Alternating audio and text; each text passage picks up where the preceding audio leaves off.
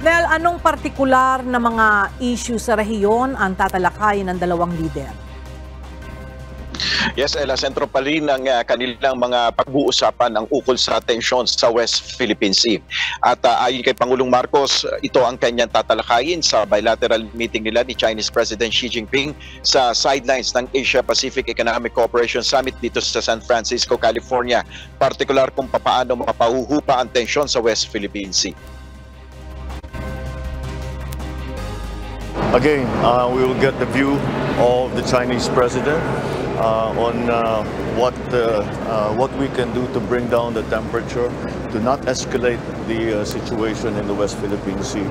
And we will put all of these together so as we'll be able to strategize for the near future on what the Philippines' role will be, or what is the proper Philippines role in the West Philippines.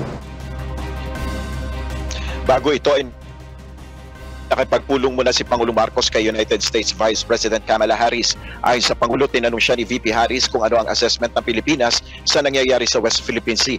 Anya, patuloy pa rin ang pagsusulong ng bansa para maging mapayapa ang rehiyon. Samantala, nagsimula na rin ngayong araw ang mga pagpupulong sa APEC Summit at tayo ay magbibigay pa ng mga updates ukol sa mga napag-usapan ng APEC leaders ngayong araw. Balik muna sa iyo, Ella. Maraming salamat, Nel Maribohok.